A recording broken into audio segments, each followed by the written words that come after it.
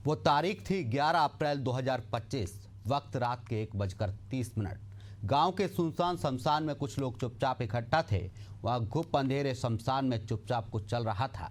उसके बाद क्या हुआ, देखिए रिपोर्ट।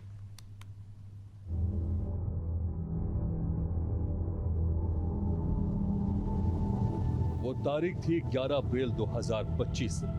वक्त रात के 1:30 बजे। जगह थी वीरान शमशान। टिमटिमाती रोशनी में हो रहा था मंत्रोच्चार।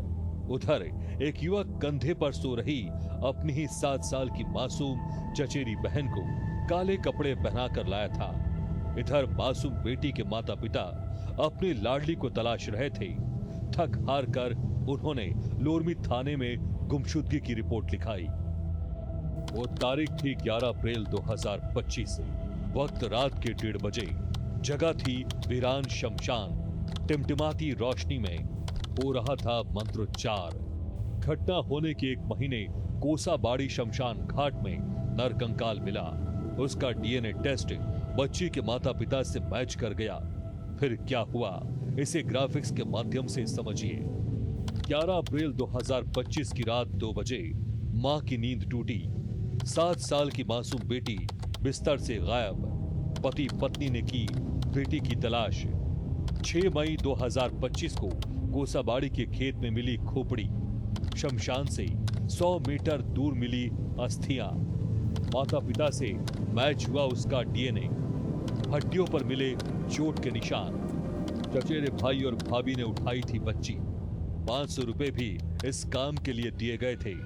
नरेंद्र मार्को ने किया था बच्ची को अगवा। उसी रात शमशान में दे दी गई थी बलि। मामले में सियासत गरमाई तो भाजपा कांग्रेस ने भी 2-2 हाथ कर लिए। अंदाजा लगा सकते हैं। दुर्ग में 6 साल की बच्ची के साथ रेप हो जाता है। रायपुर में 3 साल की बच्ची के साथ रेप हो जाता है। और आज लोरमी जहां हम लोग न्याय यात्रा में चल रहे हैं, यहाँ 7 साल की बच्ची गायब हो जाती है। आखिर इस प्रदेश में महिला अत्याचार रोकने में क्यों विफल हुई है सरकार?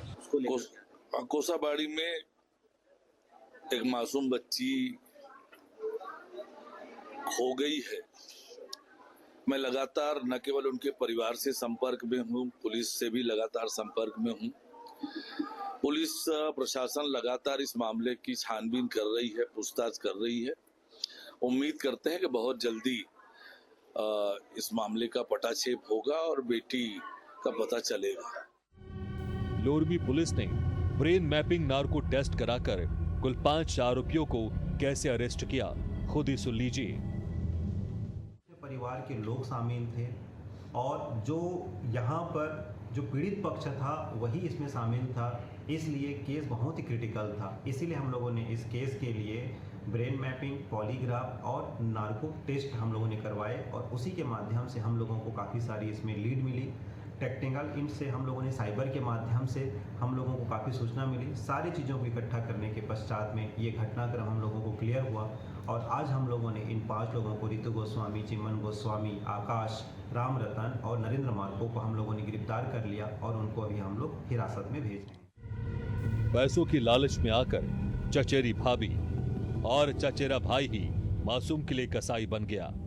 तंत्र मंत्र टोने टोटके से कुछ भी नहीं होता है। ऐसे में बस एक ही बात समझ में आती है कि हर बुरे काम का अंजाम बुरा होता है। लिहाजा जागरूक बने, जाहिल नहीं। एशियन न्यूज के लिए लोरमी से विपिन शर्मा की रिपोर्ट।